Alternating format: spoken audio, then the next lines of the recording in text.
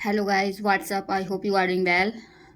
Welcome to Sashakt education. तो दोस्तों, आज हम पढ़ेंगे ज्योग्राफी का 7th क्लास की एनसीईआरटी चैप्टर 9th।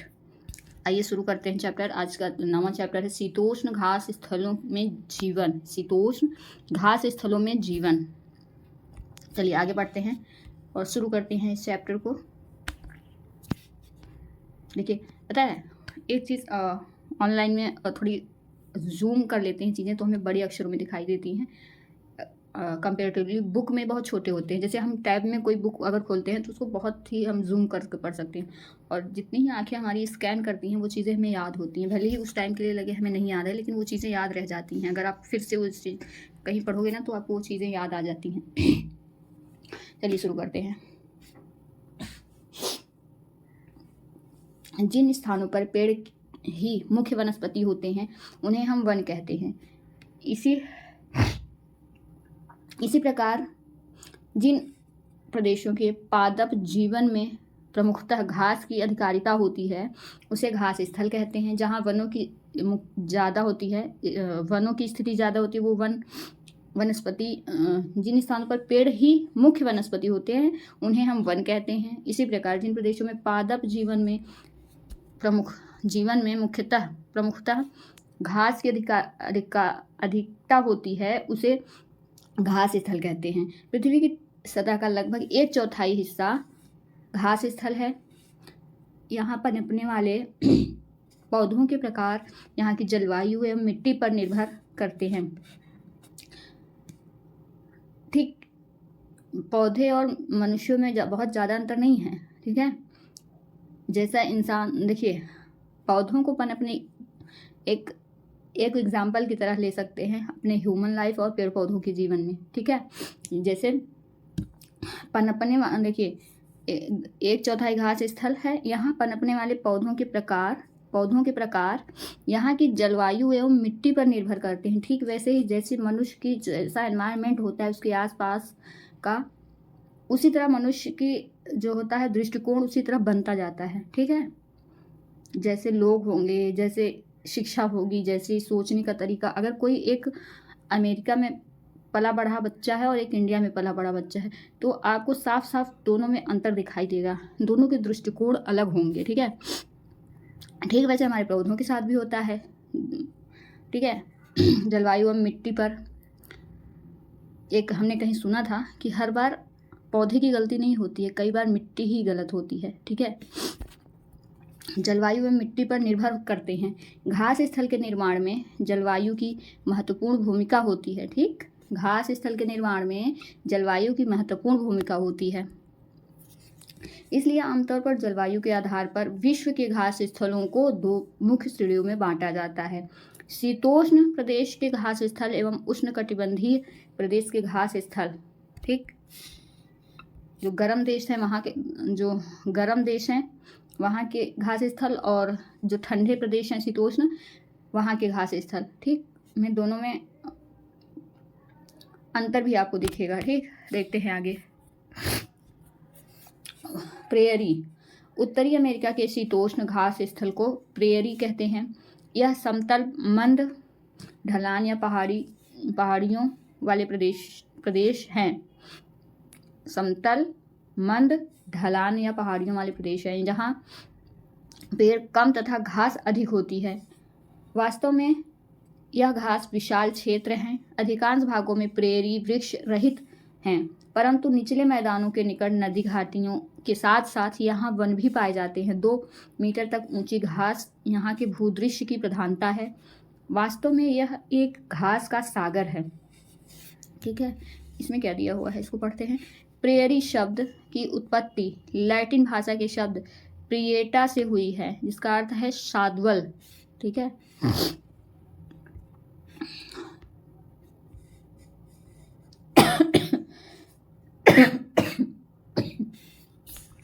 देखिए प्रेरी पश्चिम में रॉकी पर्वत एवं पूर्व में ग्रेट लेक से घिरे हुए हैं। प्रेरी पश्चिम में रॉकी पर्वत एवं पूर्व में ग्रेट लेक से घिरे हुए हैं। ठीक है, जैसे अमेरिका का मैप आपने देखा होगा तो इधर है रॉकी पर्वत, ठीक है, इधर है रॉकी पर्वत, और इधर है 4-5 जो अंटारियो, मिशिगन झील, ह्यूरॉन झील, और ओहियो झील, कई सारी झीलें, मिशिगन झील, ठीक है। तो इधर झीलें हैं, 5 झीलें हैं, तो उससे घिरा हुआ है, ठीक है, उत्तर में ग्रेट लेक से घिरे हुए हैं, ठीक। उत्तर अमेरिका का मानचित्र देखिए, आप देखेंगे कि प्रेयरी संयुक्त राज्य अमेरिका एवं कनाडा के कुछ भागों तक फैले हुए हैं। अमेरिका के प्रेयरी का अपवाहन मिसिसिपी की सहायक नदियां तथा कनाडा के प्रेयरी का अपवाहन सास्केचुआन नदी की सहायक नदियां करती हैं। आगे बढ़ते हैं। ये देखिए उत्तरी अमेरिका का मैप दिया हुआ है, ठीक है। ये देखो, इसमें आपका प्रेयरी का मैदान दिखाया है। देखिए, ये हो गया रॉकी पर्वत, ये है सॉल्ट लेक सिटी, यह हो गया प्रेयरी का मैदान संयुक्त राज्य अमेरिका। यह हो गया 5 झील, ग्रेट लेक्स इनको बोला जाता है। विनिपेग झील, सुपीरियर झील, ह्यूरॉन झील, ठीक है। यह है Great Bear Lake, Great Slave झील, और ये कौन सी है, पीस नदी, अथावास्का झील, और ये क्या है, ये क्लियर दिख नहीं रही है, ठीक है। तो ये है ग्रेट लेक्स हैं, और कॉकी पर्वत के बीच में है प्रेयरी घास स्थल, ठीक। ये कनाडा और अमेरिका दोनों में है, ठीक। आगे चलते हैं, आप इसको भी देख सकते हैं। ये उत्तरी अमेरिका और दक्षिणी अमेरिका की बीच की मिडिल अमेरिका की कहा जाता है इनको। मिडिल अमेरिका के देश कौन कौन से हैं? Guatemala, Honduras, Nicaragua, Costa Rica, Panama, El Salvador, ठीक है। ये उत्तरी अमेरिका दक्षिणी अमेरिका के बीच के ये हैं, सेंट्रल कंट्रीज बोली जाती हैं, ठीक है, अमेरिका कॉन्टिनेंट की। ये है कैरेबियन सागर, अटलांटिक सागर, बिस्के की खाड़ी, मैक्सिको की खाड़ी, प्रशांत महासागर, ठीक है। आगे चलते, इसमें देखिए ये दिया है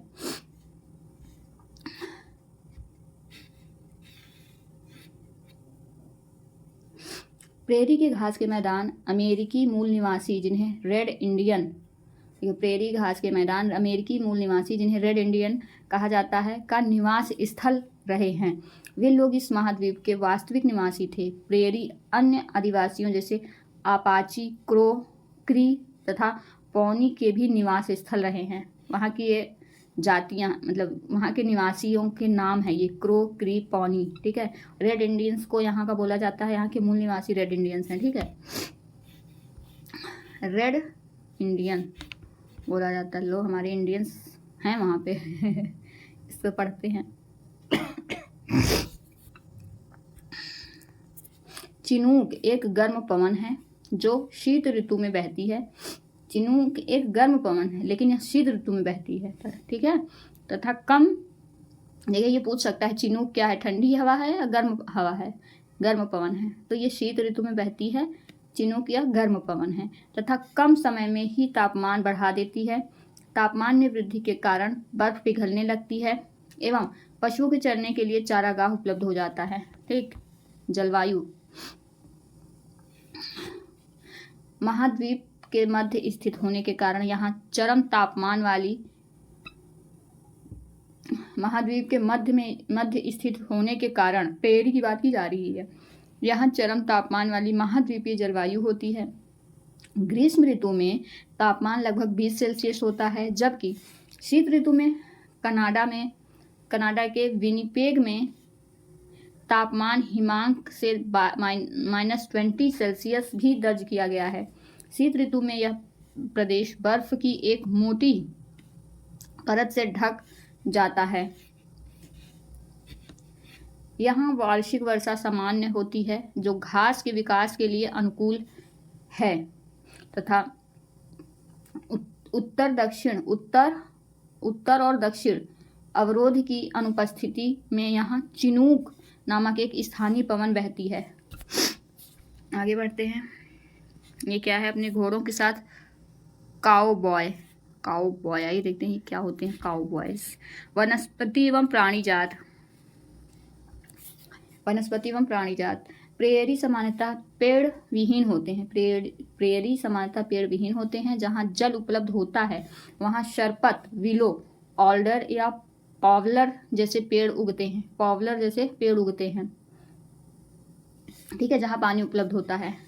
50 सेंटीमीटर से अधिक वर्षा वाले प्रदेश कृषि के लिए उपयुक्त होते हैं क्योंकि यहाँ की मिट्टी उपजाऊ होती है। यद्यपि इस क्षेत्र की मुख्य फसल मक्का है, जबकि अन्य दूसरी उगने वाली फसलें आलू, सोयाबीन, कपास, अल्फा हैं। जिन क्षेत्रों में वर्षा काफ़ी कम एवं अनिश्चित होती है वहाँ पैदा होने वाली घास छोटी एवं नुकीली होती है। ये प्रदेश मवेशियों को पालने के लिए उपयुक्त होते हैं। ठीक है, विशाल मवेशी फार्म को रैंच एवं उसकी देखभाल करने वाले मवेशी का रैंच। देखिए अभी हमने देखा था ना काउबॉय क्या होता है, तो यही होता है। मवेशी फार्म का रैंच एवं उसकी देखभाल करने वाले को मवेशी फार्म को क्या बोलते हैं? रैंच एवं उसकी देखभाल करने वाले को काउबॉय कहते हैं। ठीक है,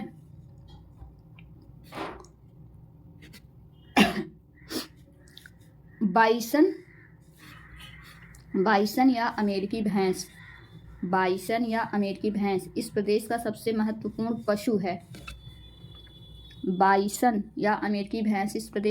महत्वपूर्ण पशु है। निरंतर शिकार के कारण ये पशु लगभग लुप्त हो गए और अब इन्हें सुरक्षित प्रजातियों की श्रेणी में रखा जाता है। इन प्रदेशों में पाए जाने वाले अन्य जीव हैं खरगोश, काइयोट, गोफर एवं प्रेरी कुत्ता। इन प्रदेशों में पाए जाने वाले ये जानवर हैं खरगोश, काइयोट, गोफर और प्रेरी कुत्ता। आइए इसमें देखते हैं क्या है। कंबाइन संयंत्र, ये कोई संयंत्र है, एक मशीन जो बुआई, जुताई एवं थ्रेशर तीनों का कार्य करता है, उसे कंबाइन कहते हैं। वाह, नाम तो बहुत अच्छा है। बुआई भी कर लेता है, जुताई भी कर लेता है, थ्रेशर का भी काम करता है, इसीलिए इसका नाम रखा गया है कंबाइन। ठीक है, तीनों को कंबाइन कर दिया गया है। इसमें क्या है? संयुक्त राज्य अमेरिका के प्रेयरी में प्रमुख नगर शिकागो, मिनियापोलिस, इंडियानापोलिस, कनसास एवं डेनवर हैं। कनाडा के प्रेयरी के प्रमुख नगर एडमोंटन, सैस्काटून, कैलगरी एवं विनिपेग हैं। ठीक है, फिर से पढ़ते हैं, इसका नाम थोड़ा टफ है। संयुक्त राज्य अमेरिका के प्रेयरी के प्रमुख नगर, प्रेयरी वाले प्रमुख नगर बताया गया है। ठीक है, पूछ सकता है ये क्वेश्चन। शिकागो, मिनियापोलिस, इंडियानापोलिस, कनसास एवं डेनवर हैं। कनाडा के प्रेयरी के प्रमुख नगर हैं। देखिए ये अमेरिका के हैं, ये कनाडा के नाम हैं प्रमुख नगर। एडमोंटन, सैस्काटून, कैलगरी एवं विनिपेग। वो ऐसे नॉर्मल भी ये शहर अगर न्यूज़ में हैं तो उनको पूछ सकता है ये कहाँ के शहर हैं। ठीक है, एडमोंटन, सैस्काटून, कैलगरी एवं विनिपेग। और संयुक्त राज्य अमेरिका के हैं मिनियापोलिस, शिकागो, इंडियापोलिस, कनसास एवं डेनवर हैं। ठीक है, आगे बढ़ते हैं। लोगों के बारे में इसमें दिया गया है। इस प्रदेश के लोग काफ़ी परिश्रमी होते हैं। ठीक है, वहाँ के प्रेयरी क्षेत्र के लोगों के बारे में बताया गया है। काफ़ी परिश्रमी होते हैं। अपने विपुल प्राकृतिक संसाधनों के उपयोग के लिए इस प्रदेश के लोग काफ़ी परिश्रमी होते हैं। अपने विपुल प्राकृतिक संसाधनों के उपयोग के लिए उन्होंने प्रौद्योगिकी का सफलतापूर्वक विकास कर लिया है। विश्व के सबसे अधिक विकसित देश संयुक्त राज्य अमेरिका, कनाडा में यह प्रदेश स्थित है। कृषि की वैज्ञानिक विधियों एवं ट्रैक्टर, हार्वेस्टर तथा कंबाइन का उपयोग से उत्तरी अमेरिका सबसे बड़ा खाद्यान्न उत्पादन बन गया है। गेहूं के अत्यधिक उत्पादन के कारण प्रेयरी को विश्व का धान्यगार भी कहते हैं। ठीक है, आगे चलते हैं। दुग्ध उत्पादन एक अन्य प्रमुख उद्योग है। डेयरी क्षेत्र ग्रेट लेक से पूर्व में अटलांटिक तक तट तक फैला हुआ है। दुग्ध उत्पादन एवं व्यापक स्तर पर कृषि दोनों खाद्य प्रक्रमण उद्योग को बढ़ावा दे रहे हैं।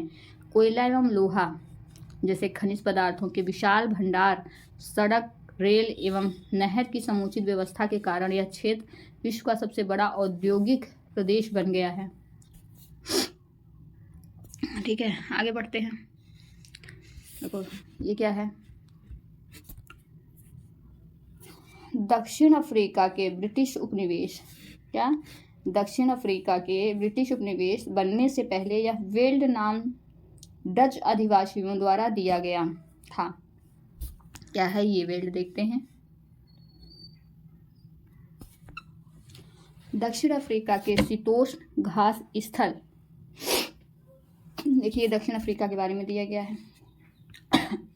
दक्षिण अफ्रीका के शीतोष्ण घास स्थल को वेल्ड कहते हैं। वेल्ड, शीतोष्ण घास स्थल को वेल्ड कहते हैं। वेल्ड 600 मीटर से 1100 मीटर तक की विभिन्न ऊंचाई वाले उर्मिल पठार होते हैं। यह ड्रैकन्सबर्ग पर्वतों से घिरा है। इसके पश्चिम में कालाहारी रेगिस्तान स्थित है। इसके उत्तर पूर्व में उच्च वेल्ड स्थित है। इसकी ऊंचाई कुछ स्थानों पर 1600 मीटर से भी अधिक है। अफ्रीका का मानचित्र देखिए। वेल्ड से घिरे देशों के नाम बताइए। ऑरेंज एवं लिम्पोपो नदी की सहायक नदियां इस प्रदेश को सिंचित करती हैं। ऑरेंज एवं लिम्पोपो नदी की सहायक नदियां इस प्रदेश को सिंचित करती हैं। ठीक है, आगे देखते हैं। देखिए ये मानचित्र दिया हुआ है अफ्रीका का। क्या है ये, देखिए अटलांटिक महासागर ये है भूमध्य सागर, ठीक, ये है हिंद महासागर और ये है अटलांटिक महासागर। ठीक, इसके किसके बारे में दिया है, लिम्पोपो नदी और ऑरेंज नदी। और ये है पिटोरिया, ये क्षेत्र दिया है कि लिम्पोपो नदी और ऑरेंज नदी, और ये जो क्षेत्र दिया है वेल्ड का पठार ये है। ठीक है, इसमें क्या है, अफ्रीका में कुल 54 कंट्रीज पाई जाती हैं। ठीक है, ये अफ्रीका कॉन्टिनेंट में किसी न किसी प्रकार की घास पृथ्वी के धरातल पर लगभग सभी जगह पाई जाती है। उन स्थानों के नाम बताइए जहां आपने घास को उगते देखा है। उदाहरण के लिए लॉन, क्रिकेट के मैदान, पार्श्व मार्ग की दरारों इत्यादि में। आगे बढ़ते हैं। ये वेल्ड क्या है, ये पठार है। वेल्ड दक्षिणी गोलार्ध में स्थित है। जब वेल्ड में ग्रीष्म ऋतु होती है तो उस समय प्रेरी में कौन सी ऋतु होगी, बताइए कौन सी ऋतु होगी। वहाँ पे तो ठंडी होगा, शीत ऋतु। जलवायु, हिंद महासागर के प्रभाव के कारण वेल्ड की जलवायु नम होती है। वो हिंद महासागर के एकदम किनारे स्थित है तो इसकी वजह से जलवायु नम होती है। शीत ऋतु, क्योंकि हवाएं जब वहाँ से पानी नमी लेके आती होंगी तो वहाँ की जलवायु नम होती है। शीत ऋतु ठंडी एवं शुष्क होती है। इस दौरान तापमान 5 डिग्री सेल्सियस से 10 डिग्री सेल्सियस के मध्य रहता है एवं जलवायु सबसे अधिक ठंडा महीना एवं जुलाई सबसे अधिक ठंडा महीना होता है। ग्रीष्म ऋतु अल्पकालिक एवं गर्म होती है। ग्रीष्म ऋतु में जोहान्सबर्ग का तापमान लगभग 20 डिग्री सेल्सियस दर्ज किया जाता है। ठीक है, वेल्ड क्षेत्र में वर्षा नवंबर से फरवरी के बीच ग्रीष्मकालीन महीनों में होती है। यह वेल्ड के तटों पर गर्म महासागरीय जलधारा प्रवाहित होने के कारण होता है। यदि शीत ऋतु में जून से अगस्त तक के महीनों में वर्षा कम होती है तो यह क्षेत्र सूखाग्रस्त हो सकता है। ये क्या है, देखिए तेंदुआ दिया हुआ, तेंदुआ अफ्रीकी तेंदुआ है ये। वनस्पति एवं प्राणी जात, यहाँ वनस्पति विरल है। अधिकतर स्थल घास से ढके रहते हैं। लाल घास वेल्ड की झाड़ियों में पैदा होती है। बबूल एवं मारोला ऊंचे हुए वेल्ड के उगते देखे गए हैं। बबूल एवं मारोला ऊंचे हुए वेल्ड में उगते देखे गए हैं। वेल्ड के प्रमुख जानवर शेर, तेंदुआ, चीता एवं कुड्डू हैं। निवासी वेल्ड के निवासियों के बारे में बताया जा रहा है। वेल्ड पशुपालन एवं खनन के लिए प्रसिद्ध हैं। वेल्ड की मिट्टी अधिक उपजाऊ नहीं होती है, यद्यपि जहाँ उपजाऊ भूमि है वहाँ फसल उगाई जाती है। मक्का, गेहूँ, ज्वार, अखरोट एवं आलू यहाँ की मुख्य फसलें हैं। तंबाकू, गन्ना, कपास जैसी नकदी फसलें भी यहाँ उगाई जाती हैं। आगे बढ़ते हैं। भेड़ पालन यहाँ के लोगों का मुख्य व्यवसाय है। भेड़ मुख्यतः ऊन के लिए पाली जाती हैं। इससे वेल्ड में ऊनी उद्योग विकसित हुआ है। मेरिनो भेड़, देखिए ये मेरिनो भेड़ की प्रजाति है। मेरिनो भेड़ एक लोकप्रिय प्रजाति है, ठीक है, तथा दुग्ध उत्पादन यहाँ का दूसरा महत्वपूर्ण व्यवसाय है। पशुपालन गर्म एवं नम प्रदेशों में किया जाता है एवं मक्खन, चीज़, दुग्ध पदार्थों का उत्पाद घरेलू उपयोग एवं निर्यात के लिए किया जाता है। वेल्ड में खनिजों का प्रचुर भंडार है। जिन स्थानों पर लोहा एवं कोयला उपलब्ध है वहाँ लोहा एवं इस्पात उद्योग विकसित हो गया है, ठीक है। वहाँ लोहा एवं इस्पात उद्योग विकसित हो गया है। सोना एवं हीरे का खनन इस प्रदेश के लोगों का मुख्य व्यवसाय है। जोहान्सबर्ग को विश्व की स्वर्ण राजधानी भी कहा जाता है। किम्बरले हीरे की खान के लिए प्रसिद्ध है। हीरा एवं सोने के खनन के कारण दक्षिण अफ्रीका एवं ब्रिटेन के बीच व्यापारिक संबंध स्थापित हुए एवं धीरे धीरे दक्षिण अफ्रीका ब्रिटेन का उपनिवेश बन गया। इस प्रचुर खनिज संपदा वाले प्रदेश में यातायात की सुविकसित व्यवस्था है। ये है किम्बरले की पठार, ठीक है, किम्बरले की खान जहाँ से हीरा निकाला जाता है, ठीक है।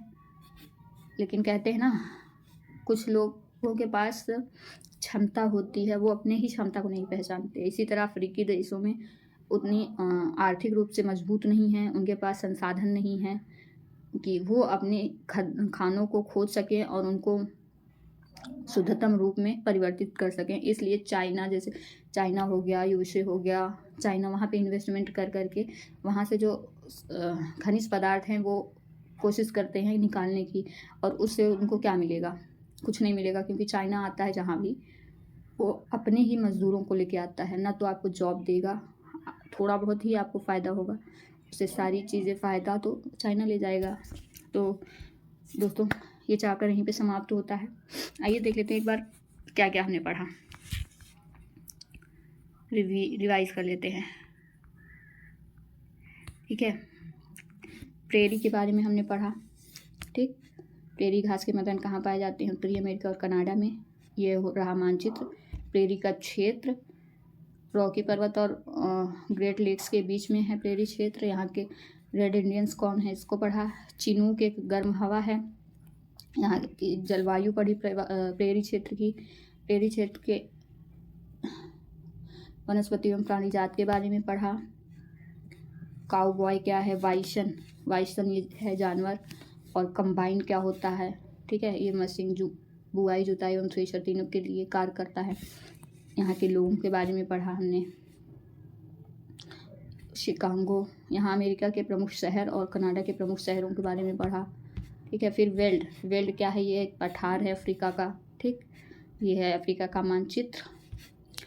वेल्ड के बारे में पढ़ा। वेल्ड के वनस्पति एवं प्राणी जात के बारे में पढ़ा। निवासियों के बारे में पढ़ा, ठीक है। तो यहाँ के इसमें क्वेश्चन दिए गए हैं, निम्न प्रश्नों के उत्तर दीजिए। उत्तरी अमेरिका शीतोष्ण घास स्थल क्यों कहा जाता है? उत्तरी अमेरिका घास स्थल के पशु चारागाह को क्या कहते हैं? वेल्ड को अपवाहित करने वाली नदियों के नाम बताइए। वेल्ड में वर्षा ऋतु कब आती है? दक्षिण अफ्रीका घास स्थल के लोगों का मुख्य व्यवसाय क्या है, ठीक है। कृषि एवं पशुपालन, इसके क्वेश्चन आप कॉपी पे लिखिए या तो कमेंट बॉक्स में लिखिए ताकि चीज़ें आपको याद हो। मिसिसिपी नदी अपवाहित होती है संयुक्त राज्य अमेरिका में।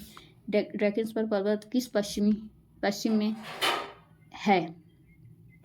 वेल्ड के पश्चिम में है ड्रैकेंसबर्ग पर्वत। मेरिनो प्रजाति है भेड़ की। किम्बरले किसके लिए प्रसिद्ध है? तो हीरों के लिए, ठीक है। ये है काउ बॉय। काउ बॉय क्या है? देखो, सोना, सोना क्या है, मतलब इसको मिलाना है। कोयला, कूड़ू, चिनूक एक है गर्म पवन, सोना है किम्बरले, किम्बरले के पठार में पाई जाती है। काउ बॉय, कूड़ू लौह इस्पात, काउ बॉय पशु। ठीक है, तो चलिए अब इसको देखते हैं ये क्या है। कारण बताइए दिया है, आप इसको लिख सकते हैं आंसर राइटिंग के अकॉर्डिंग। आंसर राइटिंग की प्रैक्टिस भी हो जाएगी। प्रेरी को विश्व का धान्यगार कहा जाता है क्यों? वेल्ड में ऊनी उद्योग का विकास हुआ क्यों? क्योंकि वहाँ भेड़ों का पालन किया जाता है, उसी से दुग्ध उत्पादन वहाँ पे बढ़ा, उसी से कृषि क्षेत्र है इसलिए वहाँ पे पशुपालन हुआ। ठीक है, तो इसके कई कारण हैं। तो चलिए दोस्तों अब इसको वीडियो का अंत करते हैं। प्लीज़ लाइक करिएगा, सब्सक्राइब करिएगा, चैनल को शेयर करिएगा ताकि मुझे और मोटिवेशन मिले न्यू वीडियो लाने की। मैं सारी एनसीईआरटी कवर करने वाली हूँ, तो please like share and comment.